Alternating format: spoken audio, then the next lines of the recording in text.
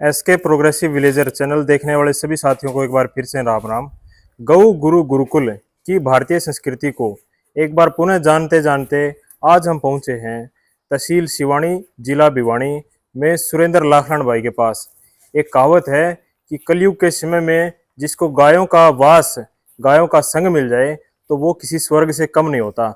ऐसा ही एक नज़ारा हमें देखने को मिला हनी देसी काऊ ब्रीडिंग फार्म पर। सुरेंद्र लाखलान भाई इसको ऑपरेट करते हैं। सुरेंद्र भाई से जानेंगे इसके नफे नुकसान और किस प्रकार से वो इसको ऑपरेट करते हैं। सुरेंद्र भाई साहब नमस्ते। हाँ नमस्कार जी। अच्छा सुरेंद्र भाई, सबसे पहले तो आप एक बार अपने बारे में और अपने फार्म के बारे में थोड़ा सा ब्रीफ में बता दो।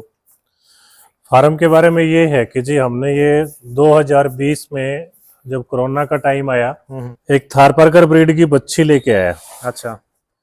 और उस पे सबसे ज्यादा सिलेक्शन दिया और एक मिथ्या थी घर में, हमारे घर पे ही थी कि देसी गाय दूध नहीं देती। दूध नहीं देती? हाँ जी। ये सबसे पहले हमारे घर में ही चर्चा, हमारी मम्मी पापा यही बोलते थे, बोले अपने देसी गाय दूध नहीं देती। जी जी जी। ठीक है, तो इस बच्चिया की माँ को लेके आया।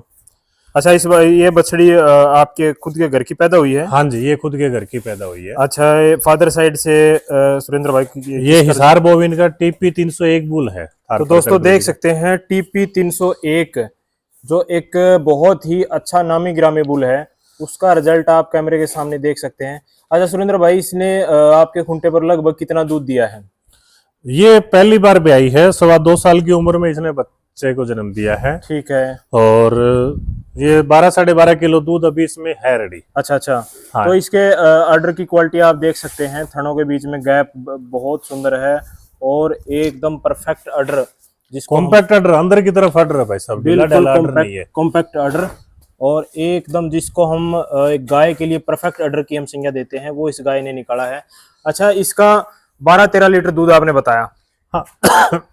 और इसके जैसे इसकी माँ ने कितना दूध दिया था सुरेंद्र भाई? इसकी माँ पहली बार में इसकी माँ भी 11-12 किलो दूध की फर्स्ट टाइमर? हाँ फर्स्ट टाइमर। तो अपनी मदर से इसने कुछ ना कुछ सुधार दिखाया है। उम्र अभी छोटी है भाई साहब, छोटी उम्र है। हाँ, मदर तो ब्याई थी इसकी 3 साल की। ठीक है। और ये 2.25 साल में इस बछड़ी को जन्म दे दिया। अच्छा, ये बछड़ी किसकी है? ये बछड़ी है बिछवाल का एक बुल है जो SAG में है आजकल, TP 10,003।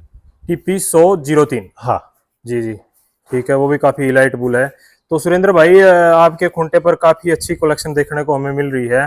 तो आपने ये फार्म कौन से सन में शुरू किया था?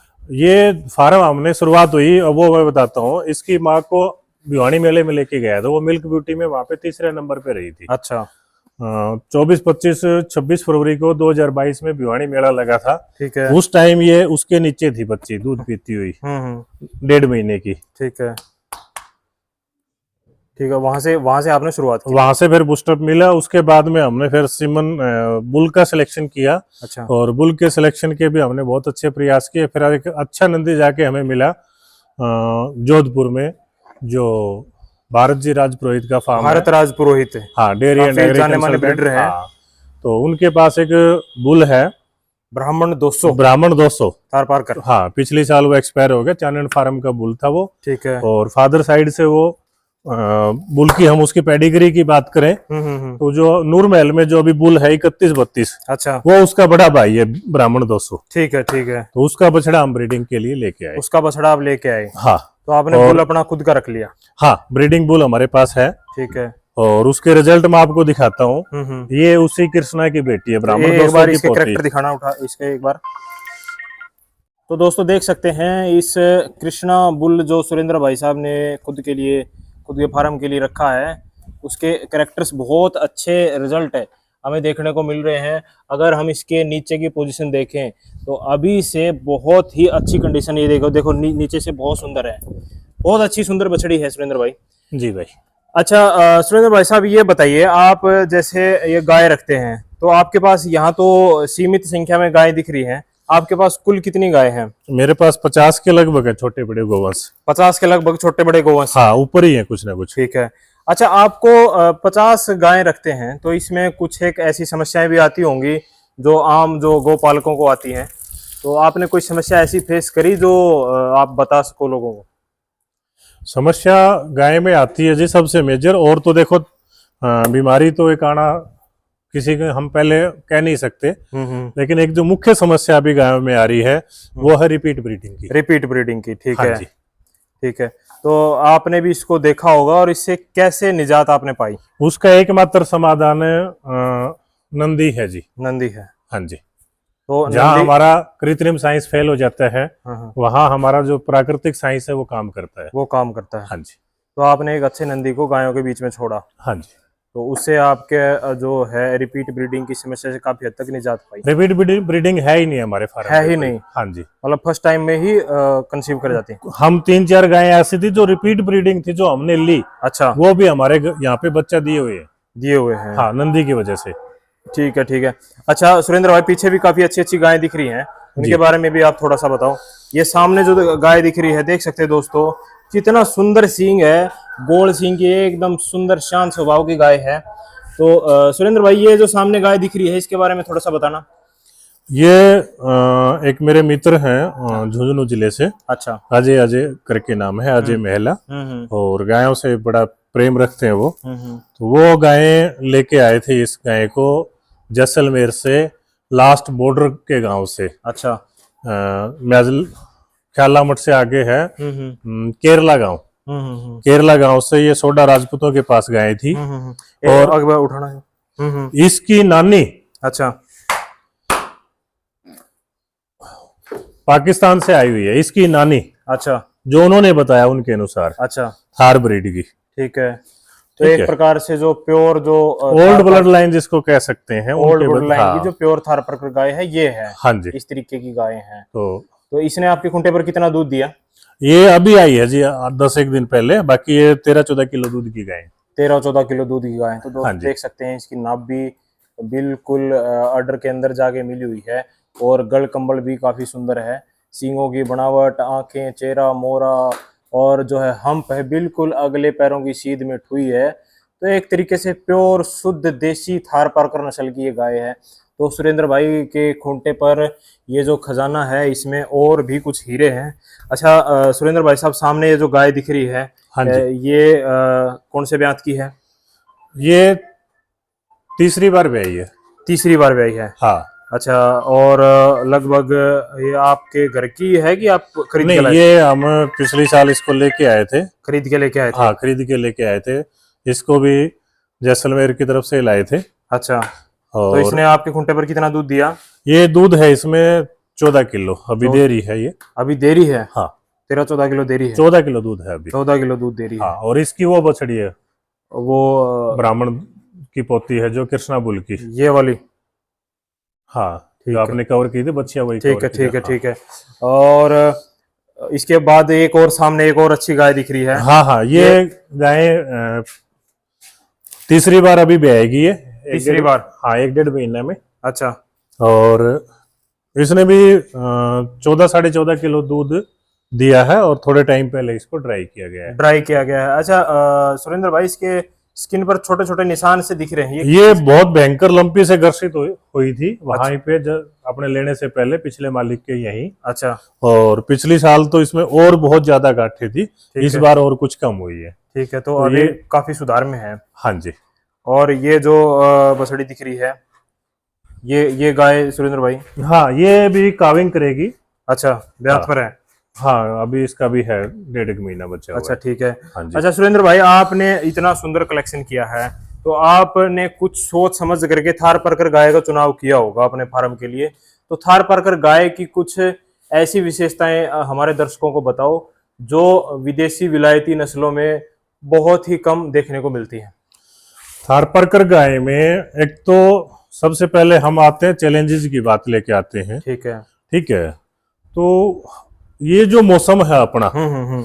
ये सेमी डेजर्ट मतलब डेजर्ट का ही एक दूसरा अंतिम छोर है, अंतिम छोर मरुस्थल का। हाँ बिल्कुल। और गर्म और सूखा क्षेत्र है। ठीक है। ठीक है, तो यहाँ के लिए जो सर्वाइवल के हिसाब से है, वो बेस्ट गाय है थार परकर। ठीक है, ठीक है। तो दोस्तों, एक सबसे मुख्य विशेषता सुरेंद्र भाई ने बताई कि बिल्कुल रेतीली जमीन, रेगिस्तान जैसे हालातों में भी ये गाय सरवाइव कर पाती है। एक पुराने समय में कहावत थी कि एक टाइम का पानी पीकर भी जो गाय थार मरुस्थल को पार कर देती थी, उसी गाय को फिर आगे चलने पर उसको थार पारकर नाम दिया गया था। तो बहुत कम संसाधनों में भी अपने गोपालक को ये जिंदा रखती है। इसके अलावा सुरेंद्र भाई और कोई खासियत और बताओ। पानी का ऐसा है, जैसे वहां के बुजुर्गों से जो हमने अनुभव लिया जैसलमेर बाड़मेर का, जी, तो सर्दी के अंदर तो इसको 1 हफ्ते से पानी चाहिए। 1 हफ्ते से? हाँ, 1 हफ्ते तक भी वापस नहीं आएगी तो उनको कोई चिंता नहीं। वो कहते हैं जी 1 हफ्ते गाय हमारी जंगल में रह सकती है। मतलब हफ्ते में एक बार भी अगर हाँ, पानी हफ्ते में एक दिन वापस आके पानी पी लेगी तो काफी इसके लिए। तो भी ये सर्वाइव कर लेती है? हाँ, तो वहां सर्वाइव करती है ये। ठीक है। तो और गर्मी के अंदर मतलब मैक्सिमम है, वैसे तो दिन में एक बार मिल जाए तो इनको ठीक है, लेकिन गर्मी के अंदर 3 दिन तक भी ये सर्वाइव कर सकती है बिना पानी के। तो इस भयंकर गर्मी में भी 3 दिन तक सुरेंद्र भाई ने बताया कि ये जहाँ कठिन भौगोलिक परिस्थिति है जो बॉर्डर की, वहां का ये इनका जीवन है इस तरीके का। इस तरीके का और जीवन। प्योर जंगल की सूखी घास फूस खा के वहां बहुत अच्छा ये परफॉर्मेंस कर रही है। इनका बहुत अच्छा सुखद परिणाम देती है। सुखद परिणाम है। हाँ। तो आम जो गोपालक है उनके लिए भगवान श्री कृष्ण ने इस देवी को, इस देव रूप को एक बहुत ही अच्छे प्रयास से इसको गढ़ा है। और इस गाय ने गोपालक को और जो इसके पालने वाले हैं उनको आज तक कभी इन्होंने निराश नहीं किया। अच्छा सुरेंद्र भाई, इनका जो दूध होता है, आपके पास 50 के आसपास गोवंश है, उसमें दूध वाली गायें कितनी हैं? दूध वाली अभी हैं 16 गाय हैं। 15-16 गाय दूध पर हैं। हाँ जी। तो इनके दूध की आप क्या व्यवस्था रहती है? आप सेल करते हैं कि क्या करते हैं? इनका दूध हम सेल नहीं करते। दूध नहीं सेल करते? हाँ, हर एक बच्चे को 2 थन पिलाते हैं दूध। 2 थन पिलाते हैं? हाँ, 2 थन दूध उसके बच्चे का, आधा दूध हम लेते हैं वैसे। आधा दूध बछड़ेगा और आधा उसके गोपालक का? हाँ। तो एक प्रकार से हिंसा मुक्त दूध है। हाँ बिल्कुल। ठीक है।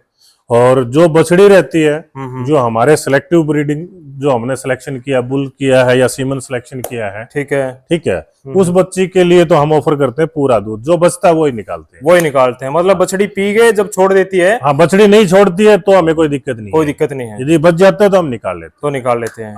ठीक है। अच्छा, उसके बाद भी कुछ तो दूध हम निकालते ही हैं? तो हाँ, दूध निकालते हो जाता है 15-16 गायों में। ठीक है जी जी। तो उसका फिर घी बनाते हैं? हाँ, उसका फिर घी बनाते हैं। घी बनाते हैं। घी अगर किसी को जरूरत होती है तो दे देते हैं कि वो घर में यूज होता है? ना, घी अभी ज्यादा होता है, पहले तो कम ही होता था। जी जी। लेकिन पिछले मार्च अप्रैल से तो थोड़ा बहुत अभी गायों की जैसे संख्या बढ़ी तो घी हमारे पास एक्स्ट्रा पैदा होने लगे। ठीक है।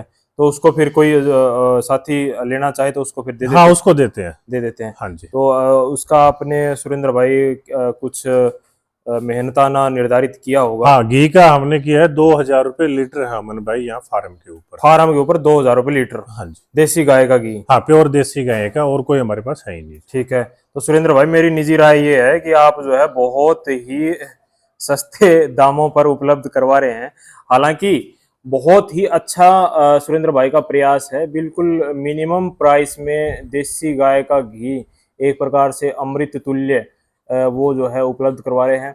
अच्छा सुरेंद्र भाई, इसके अलावा जैसे आपने बुल का सिलेक्शन किया, हाँ जी, तो आजकल जो आम फार्मर है, जी जी, जो अगर हम गायों की अगर हम बात करें, हाँ जी, तो गायों की एक प्रकार से जो दुर्दशा है वो किसी से छुपी हुई नहीं है। हाँ, नहीं छुपी हुई जी। और जो आम जो समाज में है तो उनके अंदर 2-3 मुख्य धारणाएं हैं। हाँ जी, एक तो देसी गाय दूध नहीं देती, हाँ जी, और दूसरा ये है कि देसी गाय हिंसात्मक होती है। हाँ जी। तो इसके बारे में आपके क्या विचार हैं, और इन जो कुधारणाएं हैं या समस्याएं हैं, इनसे किस प्रकार निजात पाया जा सकता है?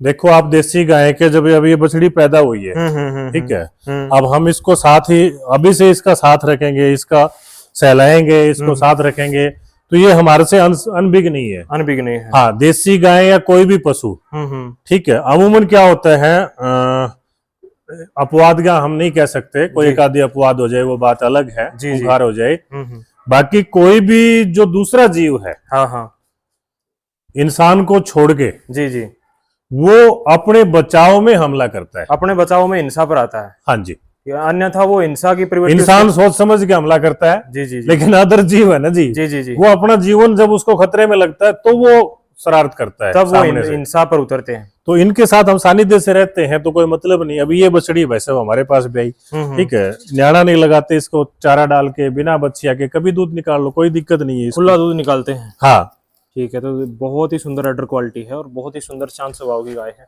अच्छा, तो एक और जो समस्या हम बात करते हैं, जैसे आपका ब्रीडिंग फार्म है, हाँ जी, वैसे तो ब्रीडिंग जो शब्द है वो काफी एक प्रकार से काफी मायने रखता है। हाँ, बहुत गहरा मायने है, बहुत गहरा मायने है। ब्रीडिंग हाँ जी। शब्द कहने में छोटा सा लगता है, लेकिन ब्रीडिंग की महत्ता और उसमें मेहनत बहुत अलग तरीके की है।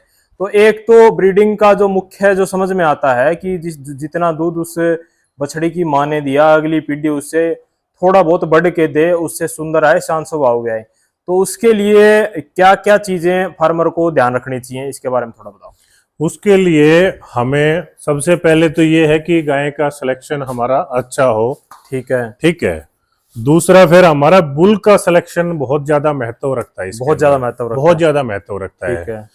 और ब्रीडिंग को एक ऐसा नहीं है कि मेरे पास एक 10 किलो की गाय है, उस पे 25 किलो का बुल यूज किया। ठीक है। तो ऐसा कोई रॉकेट साइंस नहीं है कि उसकी आने वाली बच्ची 20 किलो दूध देगी। कोई रॉकेट साइंस नहीं, हालांकि हम उम्मीद रखते हैं।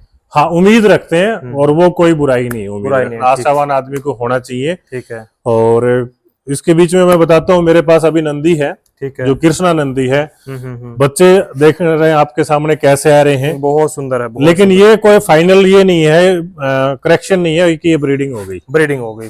ठीक है जी। बहुत से साथियों के फोन आते हैं, भाई साहब आपके पास इतना अच्छा नंदी है, उसके सीमन बनवाओ। जब ये बच्चियां दूध पे आ जाएंगी 5-7, ठीक है, और उनकी मायों का जो रिकॉर्ड हम अभी मेंटेन कर रहे हैं, ठीक है, उनसे बेहतर परफॉर्म करेंगी, ठीक है, तो ही उसको आगे यूज करने के लिए उसका फायदा है। ये है जी ब्रीडिंग, ये है ब्रीडिंग, और ये है सही में किसान की या अपने आम पब्लिक की सेवा। हाँ, किसान की या जो गौपालक है उनके हित की बात यही है। हाँ, हित की बात यही है। ये नहीं है कि मेरे पास अभी ये बुल बहुत मोटा तगड़ा फैटी बना दिया, इसको बाहुबली की तरह बना के, ठीक है, और मैंने कॉमर्शियलाइजेशन कर दिया, इसके सीमन इसके बहुत बड़े बड़े नाम गाय के, और वो बता के उसको हमने सीमन सेल शुरू कर दिया अभी 2-2.5 साल की उम्र के बाद ही बच्चे का। ठीक है। तो वो वास्तव में हमारा ब्रीडिंग नहीं है। ब्रीडिंग है कि जब उसकी पेडिग्री है, जो उसकी प्रोजनी है, ठीक है, वो क्या परफॉर्म कर रही है, वो प्रोजनी जो टेस्टेड बुल होगा उसके सीमन यूज करने की कोशिश करनी चाहिए। ठीक है। तो सुरेंद्र भाई, आपने बहुत ही दिलेरी वाली बात कही है, क्योंकि आजकल तो समाज में जो है कोई भी अच्छा सा बछड़ा दिखा, उसी को थोड़ा सा प्रोडक्ट खिला के उसको, और जो है मसल्स बना के उसकी, हाँ जी, और उसको किसी अच्छे नाम से उसको सीमन धड़ल्ले से बेचे जाते हैं। बुल के बॉडी करेक्टर पे न जाएं, बुल के लंबे तगड़े होने पे न जाएं, ठीक है, उसके जेनेटिक्स देखें। ठीक है। उसकी यदि आपको पीढ़ियां के उसकी वंशावली का पता है, अभी इसकी माँ ने क्या परफॉर्म किया, इसके बाप ने क्या किया है, इसकी दादी ने क्या किया है, उसके दादा ने क्या किया है, वो सारी लाइनें अच्छी हो, तो ऐसे बुल मेरे किसान भाइयों को जो एक एक गाय रख रहे हैं उनको भी यूज करना चाहिए। उनके भी ब्रीडिंग के लिए ये नहीं है कि ये सारी जिम्मेवारी मेरी है, ठीक है, मैंने ब्रीडिंग कर दी, सबका काम चल जाएगा। सही बात है। हर किसान को अपने खुट्टे पे जो भी गोवंश है, भैंस है, या जो भी नस्लें हैं, उसमें थोड़ा सा हिम्मत करके ये अज्ञानता छोड़ देनी चाहिए, या ये मूड बना छोड़ देना चाहिए, कोई फर्क नहीं पड़ता। ठीक है। सोच क्या होगी थी भाई साहब, ये है कि गाय ब्याह जानी चाहिए, बाहर न घूमते खाकर गली में खोल दी, वो रूसी से हो या चप से हो, वो 2 किलो वाले से हो, 5 किलो से हो, दुर्दशा हुई ये। हाँ हाँ। हमारी पंचायतों से नंदी गायब हो गए अच्छे, वो हमारी सोच रही नहीं। सही है। हम स्वार्थी ज्यादा हो गए, अपने अपने मतलब के लिए चल पड़े, और हमने सामाजिक या जो सबका एक कॉमन जो फायदा होता था, गांव विलेज का जो संस्था होती थी गांव के, उसमें जो सामूहिक फैसले होते थे नंदी के, ये फैसले पीछे छूट गए, और ये नस्लें हमने खो दी भाई साहब। इसका मुख्य कारण ये रहा भाई, मेरी नजर में। बिल्कुल आपकी सत्य बात है। तो सुरेंद्र भाई, एक जमाना होता था जब हम पुराना रिकॉर्ड उठा करके देखते हैं, हमारी भारतीय गायों का दूध सरकारी रिकॉर्ड में 28-28, 30-30 किलो तक दर्ज है, और वो आज के समय में हमें देखने को बिल्कुल आंखें तरस जाती हैं। तो उसका एक मुख्य कारण यही रहा कि इंसान सिर्फ अपना गाय को एक बार प्रेग्नेंट करवा के उसको बिवाना है, उसको वो किसी से भी ब्याह जाए चाहे। ऐसे जीन अब भी हैं अमन भाई साहब, ऐसे जीन अब भी हैं। मैं पीछे जैसलमेर से एक बछड़ी, 4 बछड़ी लेके आया था। एक बछड़ी आज काटे के तौल का 17 किलो प्लस दूध, फर्स्ट टाइमर 17 किलो दूध। हाँ, हाजिर है मेरे पास। जी जी जी। 17 किलो। और किस परिप्रेक्ष्य में, किस माहौल में है वो? मतलब चारा कोई ऐसा कोई स्पेशल ट्रीटमेंट तो होगा नहीं स्पेशल, तो उसमें अभी कैपेसिटी है, यदि उसको स्पेशल देना उसको ट्रीटमेंट दूध बढ़ाने का स्पेशल हम लक्ष्य रखे तो 2 किलो दूध और गुंजाइश, 2-2.5 किलो और उसमें गुंजाइश। हाँ जी। तो 17-18 किलो दूध नॉर्मल वे में जो हम घरों में रखते हैं। हमें कोई भी गाय, अब आप देखो कि इधर कोई गाय फैटी नहीं है, हम नहीं बिल्कुल बिल्कुल ओवर फीडिंग किसी भी गाय की हम करते नहीं। हमें जो इनकी एक नेचुरल, इनका जो एक आम किसान रख सकता है उस फीडिंग पे इनकी क्या परफॉर्म है, हमारे लिए वो परफॉर्मेंस मायने रखती है। ये नहीं रखते कि एक दिन इनका 20 किलो दूध दिखा के हमें कोई तिरंगा नहीं लहराना भाई कहीं पे। हमें ब्रीडिंग पे काम करना, लंबे समय पे ये चीजें सुधर के आएंगी। सत्य वचन। तो सुरेंद्र भाई आपने जो है अपने फार्म की हमें विजिट करवाई और इतने अच्छे विचार आपने रखे और आपके खुंटे पर इतना सुंदर सुंदर और शांत स्वभाव का पुरानी लाइनों का गोधन देख करके किसी भी अनजान आदमी की आत्मा तृप्त हो जाती है। तो इस सब गोधन को संजो कर रखने के लिए और हमें आपका फार्म विजिट करने का मौका देने के लिए सुरेंद्र भाई आपको धन्यवाद। आपको भी अमन भाई धन्यवाद। एक लाइन और बोलना चाहूंगा जी ठीक है, ये आप जैसे भाइयों के सहयोग से है ये जागृति अभी आई है। जी जी हाँ, आप लोग इतनी मेहनत करके जो ऐसे अच्छे काम कर रहे हैं जी उनको घर घर जाके जी इस गर्मी में इसकी परवाह न करते हुए जी जी आप उनके कार्य को समाज के सामने लेके आ रहे हो। जी जी बधाई के आप भी बहुत ज्यादा पात्र हो और हम भगवान से प्रार्थना करेंगे कि ऐसे पुनीत कार्य में आपको और हौसला और ऊर्जा भगवान आपको हमेशा देता रहे। जी सुरेंद्र भाई आपका और धन्यवाद। भगवान का धन्यवाद। सबको राम राम।